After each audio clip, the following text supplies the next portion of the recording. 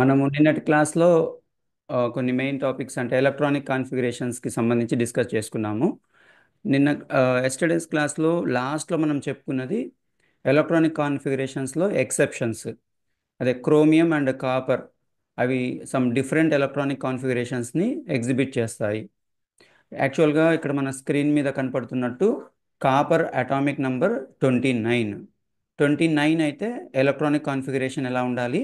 Organ, తర్వాత 29 కదా, 29 4s2 3d9 ఇలా రావాలి. కానీ 3d9 యాక్చువల్గా డి సబ్షెల్లో ఎన్ని ఎలక్ట్రాన్స్ మనం ప్లేస్ చేయొచ్చు? డిలో టోటల్ 10 ఎలక్ట్రాన్స్ కదా, D10. పిలో అయితే 6. కాబట్టి ఇక్కడ D9 కంటే D10 స్టేబుల్ కాబట్టి ఈ ఎస్లో ఉండే ఒక ఎలక్ట్రాన్ డిలోకి జంప్ అవుతుంది. నిన్న చెప్పుకున్నవి ఇవన్నీ మళ్ళీ ఒక్కసారి ఫాస్ట్గా రీక్యాప్ చేసుకుందాము. కానీ యాక్చువల్గా 4s1 3d10 అంటే ఎస్లో ఉండే ఒక ఎలక్ట్రాన్ డిలోకి జంప్ అవుతుంది. 4s1 3d10 electronic కాన్ఫిగరేషన్ని copper exhibit చేస్తుంది. చాలా ఇంపార్టెంట్, గుర్తుపెట్టుకోండి. ఎప్పుడైనా మీకు కాపర్ ఎలక్ట్రానిక్ కాన్ఫిగరేషన్ అంటే 4s1 3d10 అని గుర్తు రావాలి. ఎస్లో ఒక సింగిల్ ఎలక్ట్రాన్ ఉంటుంది. ఆ సింగిల్ ఎలక్ట్రాన్ని తెలుగులో ఒంటరి ఎలక్ట్రాన్ అంటాము. ఇంగ్లీష్లో అయితే అన్పెయిడ్. పెయిర్ అంటే జంట, అన్పెయిడ్ అంటే సింగిల్. ఎస్లో సింగిల్ ఎలక్ట్రాన్ ఉంటుంది. నెక్స్ట్, దీనివల్ల copper gains stability with a full filled D subshell. Full filled D subshell means D subshell is completely filled with 10 electrons. Next,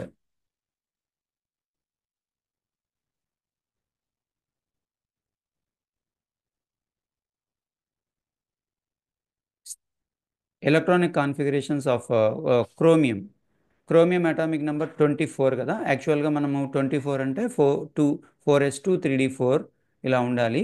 కానీ ఎస్లో ఉండే D4 కంటే D5 స్టేబుల్. ఎందుకు D5 స్టేబుల్? డి సబ్షెల్లో 10 ఎలక్ట్రాన్స్ ఉంటే D10 అంటాము, అది completely filled subshells are more stable. Next, half filled subshells కూడా stability ఎక్కువ ఉంటుంది. కాబట్టి D10 D5 ఈ రెండింటికి స్టెబిలిటీ ఎక్కువ. కానీ D4కి అంత స్టెబిలిటీ ఉండదు. కాబట్టి స్థిరత్వం పొందడానికి, స్టెబిలిటీ పొందడానికి ఎస్లో నుంచి ఒక ఎలక్ట్రాన్ డిలోకి జంప్ అవుతుంది. అప్పుడు దీని కాన్ఫిగరేషన్ 4s1 3d5 అవుతుంది. ఓకే. సో ఇలా క్రోమియం కూడా అడిషనల్ స్టెబిలిటీని ఎగ్జిబిట్ చేస్తుంది. Next, ion electronic configuration. So ఇక్కడ మనం కొన్ని నోబెల్ గ్యాసెస్కి చూద్దాం. ఇప్పుడు నోబెల్ గ్యాసెస్ అంటే ఆల్రెడీ నేను మొన్న బ్రీఫ్గా చెప్పాను. తర్వాత ఇదే క్లాస్లో మనం దీని కంటిన్యూషన్లో కొన్ని నోబెల్ గ్యాసెస్ గురించి కూడా డిస్కస్ చేసుకుంటాము. ఈ క్లాస్ కొద్దిగా ఫాస్ట్ ఉంటుంది. మీతో నేను కొద్దిగా ఇంటరాక్షన్ తగ్గిస్తాను. ఎందుకంటే మీరెవరూ ఇంటరాక్ట్ అవ్వట్లేదు, కామ్గా వింటున్నారు. మైక్ ఓపెన్ చేసుకొని మాట్లాడమన్నా మాట్లాడలేకపోతున్నారు. సో కాబట్టి అక్కడ టైం వేస్ట్ అవుతుంది. ఓవరాల్గా అయితే మీరు ఇంటరాక్ట్ అయితేనే క్లాస్ లైవ్లీగా ఉంటుంది, ఈ లైవ్ క్లాస్ లాగా ఉంటుంది. అంతేగాని మీరు కామ్గా ఏదో మూగ మనుషుల్లాగా బుక్ తీసుకొని అక్కడ కూర్చున్నారో లేదో నాకైతే తెలియదు. సీరియస్గా ఉండాలి. ఫోకస్ అంతా ఇటువైపు ఉండాలి. మీకు ఆ క్లాస్ టైం అవుతున్నప్పుడు రిమైనింగ్ డిస్ట్రాక్షన్స్తో మీరు బయట ఉండాలి. సరే, ఇక్కడ నోబెల్ గ్యాసెస్ అనేవి పీరియాడిక్ టేబుల్లో 18th గ్రూప్లో ఉంటాయి. ఇవి మొత్తం 6 నోబెల్ గ్యాస్ ఎలిమెంట్స్ ఉంటాయి: helium, neon, organ, krypton, xenon, radon. వీటిలో మీరు అందరూ ముఖ్యంగా గుర్తుపెట్టుకోవాల్సింది హీలియం, నియాన్, ఆర్గాన్. ఈ మూడు గుర్తుపెట్టుకుంటే చాలు. క్రిప్టాన్ అటామిక్ నెంబర్ 36, అది కూడా గుర్తుపెట్టుకుంటే మంచిదే. Helium atomic number 2, neon atomic number 10, organ atomic number 18. నిన్న మనం చెప్పుకున్న వాటిల్లోనే ఈ మూడు కవర్ అయిపోతాయి. సో నియాన్ అటామిక్ నెంబర్ 10 అది గుర్తుపెట్టుకోండి. సో ఇప్పుడు ఆక్సిజన్ అటామిక్ నెంబర్ 8 కదా. మరి ఆక్సిజన్ కంటే నియాన్కి స్టెబిలిటీ ఎక్కువగా ఉంటుంది. ఎందుకు నియాన్కి స్టెబిలిటీ ఎక్కువగా ఉంటుంది అంటే నియాన్లో ఫుల్ఫిల్డ్ కాన్ఫిగరేషన్ ఉంటుంది. ఫుల్ఫిల్డ్ కాన్ఫిగరేషన్ అంటే సబ్షెల్స్ అన్నీ కంప్లీట్గా నిండి ఉంటాయి. మీకు ఒక చిన్న ఎగ్జాంపుల్ చెప్తాను. ఓకే, నేను రాస్తాను చూడండి. ఆ, నియాన్ కనపడుతుందా? స్క్రీన్ చిన్నదిగా ఉంది, పెద్ద చేస్తాను. అటామిక్ నెంబర్ 10 కదా. దీని electronic configurations నేర్చుకున్నారనుకుంటా. 1s2 2s2 2p6, 1s2 2s2 2p6. ఇక్కడ మీకు ఫస్ట్ షెల్లో 2 ఎలక్ట్రాన్స్ ఉన్నాయి. 1 అంటే ఫస్ట్ ఆర్బిట్ అనమాట. 2s2 2p6 సెకండ్ షెల్లో మొత్తం 2s2, ఎస్లో 2 ఎలక్ట్రాన్లు ఉన్నాయి, పిలో 6 ఎలక్ట్రాన్స్ ఉన్నాయి, మొత్తం 8 ఎలక్ట్రాన్స్.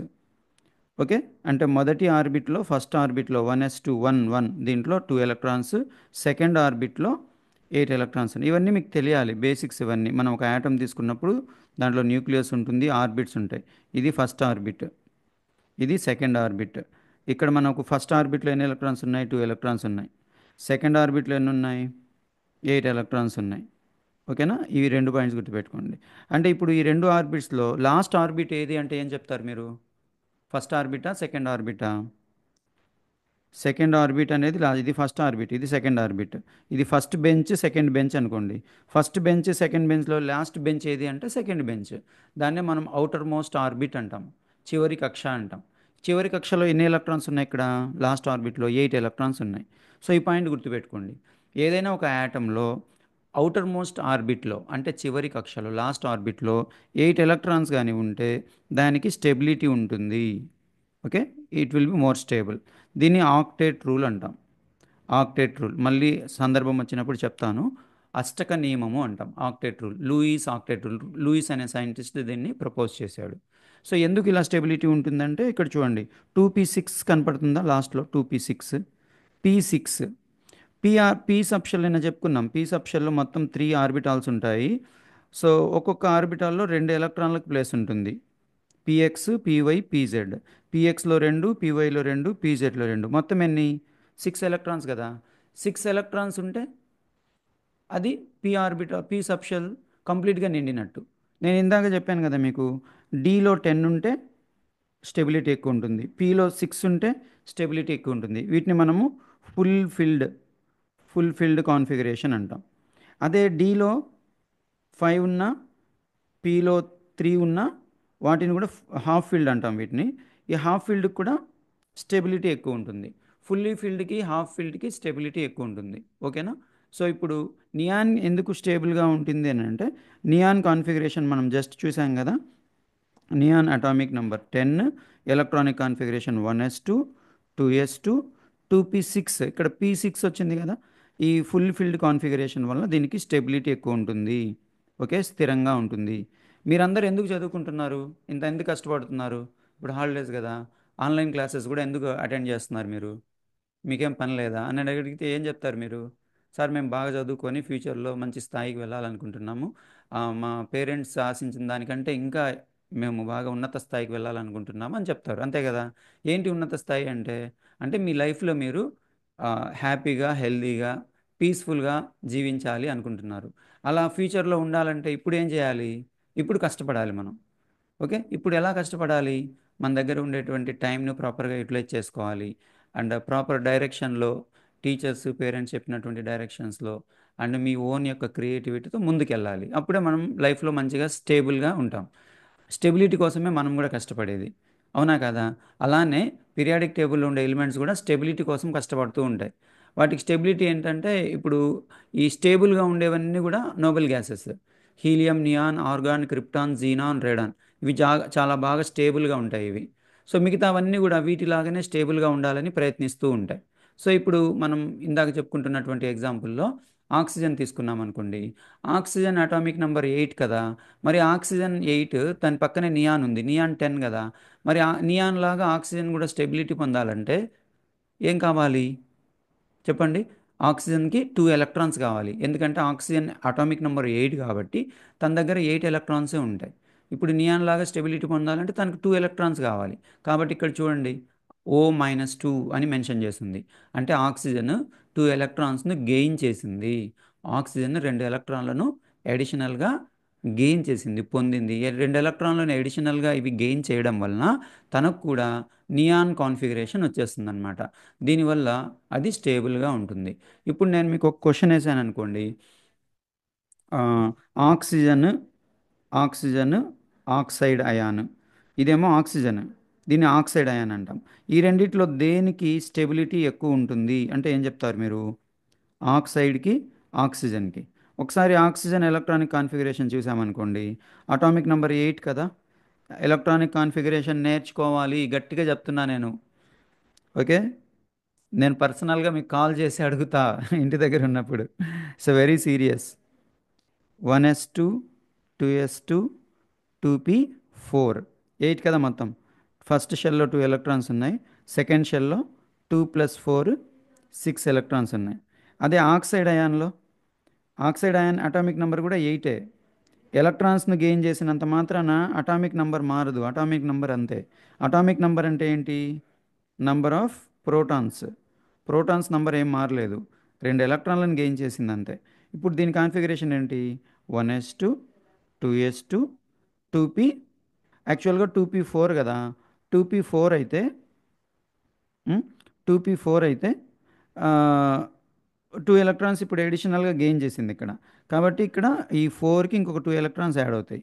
4కి 2 ఎలక్ట్రాన్స్ యాడ్ అయితే 6 అవుతుంది కదా. సో ఇప్పుడు 2p6, 2s2 2p6. ఇప్పుడు ఇది 1s2 2s2 2p6 అనేది దేని కాన్ఫిగరేషన్? ఇందాకే మనం నియాన్కి చెప్పుకున్నాం కదా. నియాన్ కూడా అదే కదా, 1s2 2s2 2p6. అంటే oxide ion configuration, neon configuration రెండు ఒకటే. ఇప్పుడు నియాన్, ఆక్సైడ్ ఈ రెండు ఒకే కాన్ఫిగరేషన్ పొందాయి. కాబట్టి ఆక్సైడ్ కూడా నియాన్ లాగా స్థిరత్వాన్ని పొందింది. ఓకే. ఇప్పుడు మన క్లాస్లో కొంతమంది, మీరు జస్ట్ ఒక 3-4 మెంబర్సే ఉన్నారు కాబట్టి మీకు ఈ కాన్సెప్ట్స్ ఆల్రెడీ తెలిసాయనుకోండి. సార్ మాకు వచ్చు సార్ ఇవి, మాకేం ప్రాబ్లం లేదు, వీటికంటే తర్వాత కాన్సెప్ట్స్కి వెళ్ళండి అని చెప్పినా నేను కొద్దిగా ఫాస్ట్గా వేరే కాన్సెప్ట్స్కి వెళ్ళిపోతా. ప్రాబ్లం ఏం లేదు. ఓకే. నెక్స్ట్ ఈ విధంగా ఆక్సైడ్ అయాన్ స్టెబిలిటీ పొందింది. అంటే ఏ ఎలిమెంట్ అయినా సరే తన పక్కనే ఉండేటువంటి నోబెల్ గ్యాస్ కాన్ఫిగరేషన్ని పొందడానికి ప్రయత్నిస్తుంది. So O-2 has 10 electrons. It's electronic configuration is helium. Helium అంటే అక్కడ 1s2 అని అర్థము. 1s2, 2s2, 2p6. Helium configuration 1s2 కదా, అది 1s2 అని రాయడానికి బదులు హీలియం అని రాస్తాం. అంటే నోబెల్ గ్యాస్ కాన్ఫిగరేషన్ని బ్రాకెట్లలో మెన్షన్ చేసేస్తాం అనమాట. So next notation. ఒక ఆర్బిటాల్ను ఎలా రిప్రజెంట్ చేస్తాము, ఇది ఆల్రెడీ మనం చెప్పుకున్నాము. ఒక ఆర్బిటాల్ని ఒక స్క్వేర్ బాక్స్లో రిప్రజెంట్ చేస్తామమ్మా. ఇప్పుడు 1s ఉందనుకోండి, ఆ 1s ఆర్బిటాల్ను ఒక స్క్వేర్ బాక్స్ లాగా ఇలా రాస్తాము. దాంట్లో ఉండే ఎలక్ట్రాన్లను యారో మార్క్స్ ద్వారా రిప్రజెంట్ చేస్తాము. ఈ యారో మార్క్స్ పై వైపుకుంటే క్లాక్ వైజ్ స్పిన్ అని, కింది వైపుకుంటే యాంటీ క్లాక్ వైజ్ స్పిన్ అని అంటాం. అలానే 2s ఆర్బిటాల్ కూడా ఒక స్క్వేర్ బాక్స్, దాంట్లో ఉండే electrons clock wise, anti clock wise. అలానే 2p, పీలో మనం నిన్న చెప్పుకున్నట్టు మొత్తం 3 ఆర్బిటాల్స్ ఉంటాయి, పిఎక్స్, పివై, పిజెడ్. పిఎక్స్లో 2 ఎలక్ట్రాన్స్ పడతాయి. అయితే ఎలక్ట్రాన్స్ మనం రాసేటప్పుడు ముందు ఏం చేయాలి? ఫస్ట్ పిఎక్స్లో ఒక ఎలక్ట్రాన్, పివైలో ఒక ఎలక్ట్రాన్, పిజెడ్లో ఒక ఎలక్ట్రాన్, ఇలా ఒక్కొక్క దాంట్లో ఒక్కొక్క ఎలక్ట్రాన్ ఫిలప్ చేసిన తర్వాత మాత్రమే వాటిల్లో మళ్ళీ పెయిరింగ్ అనేది చేయాలి. సో ఇది ఏ రూల్ ప్రకారము తెలుసా? ఇది హున్స్ రూల్ ప్రకారం. హున్స్ రూల్ ఏం చెప్తుంది?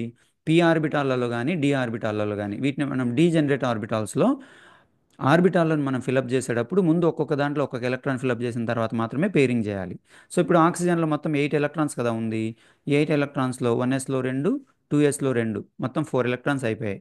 ఇంకా మన దగ్గర 4 ఉన్నాయి. ఆ 4 మనం ప్లేస్ చేసేటప్పుడు పిఎక్స్లో ఒకటి, పివైలో ఒకటి, పిజెడ్లో ఒకటి, ఇంకొక ఎలక్ట్రాన్ ఉంది కదా, మళ్ళీ దాన్ని పిఎక్స్లోకి తీసుకురావాలి. అదనమాట sequence. That is the correct way of filling electrons. Right. మనకు మనమే అడ్డం వస్తున్నాం. ఓకే. తర్వాత దీని కాన్ఫిగరేషన్ అది. Next long hand configuration. సల్ఫర్లో 16 ఎలక్ట్రాన్స్ ఉన్నాయి. 16 electrons. Electronic configuration 1s2, 2s2, 2p6, 3s2, 3p4. ఇక్కడ ఇది ఫస్ట్ షెల్ 1s2. ఫస్ట్ షెల్లో 2 ఎలక్ట్రాన్స్ ఉన్నాయి.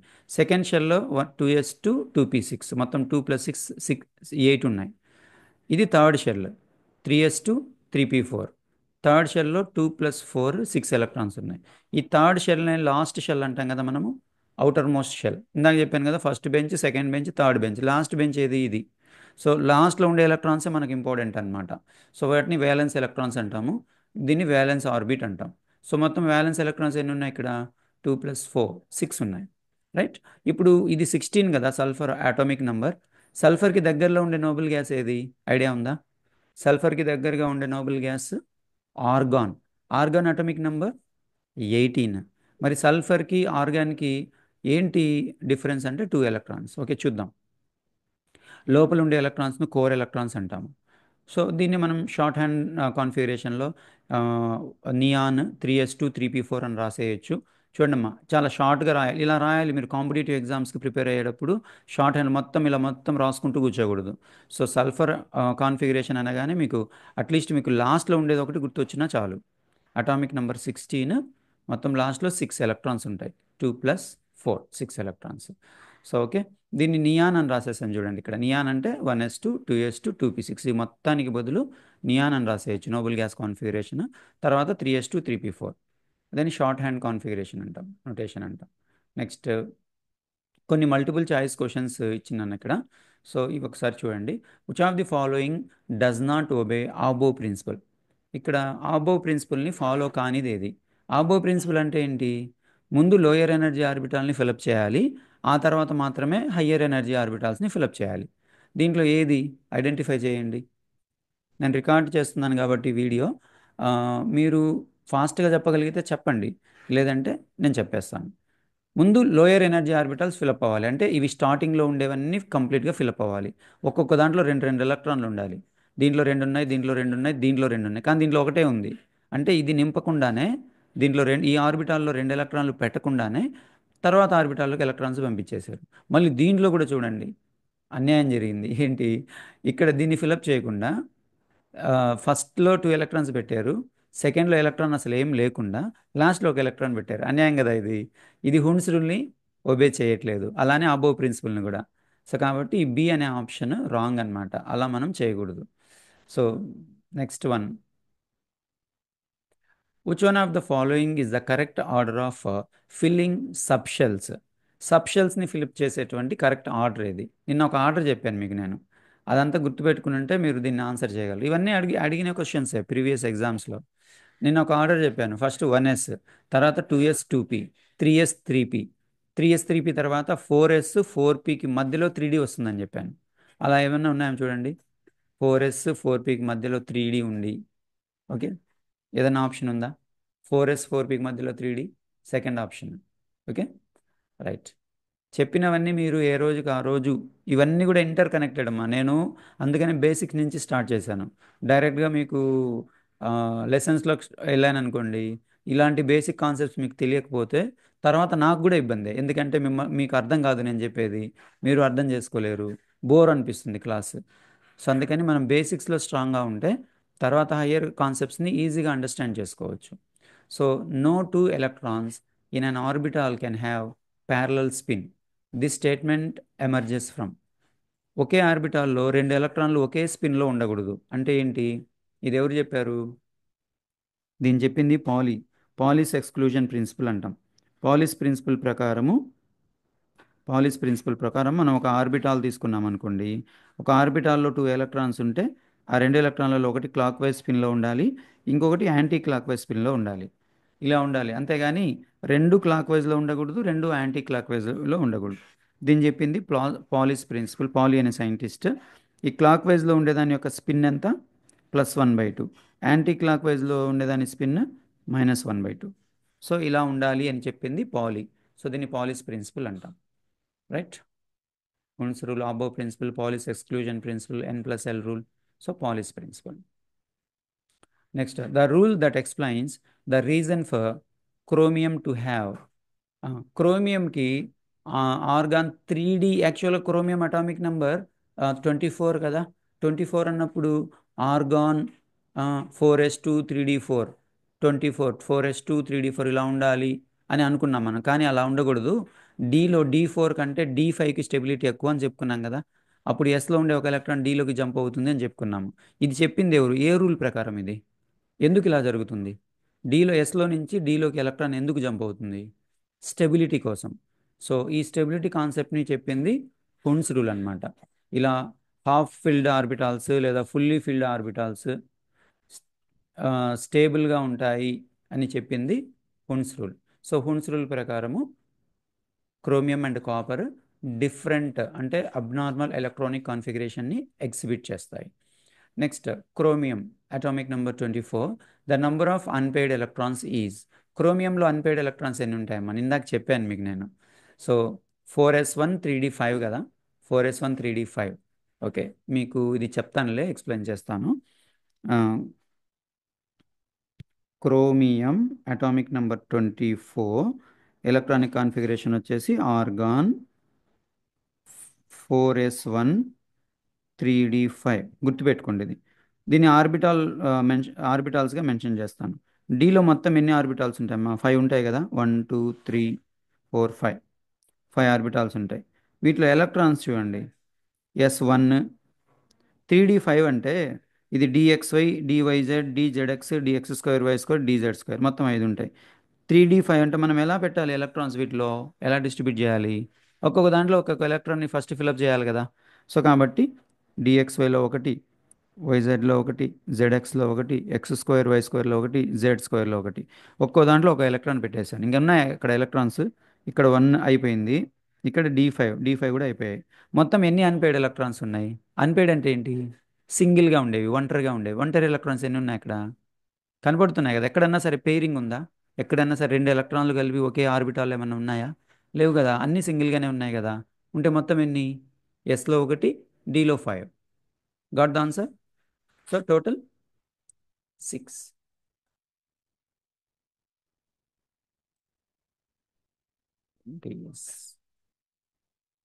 ఓకే.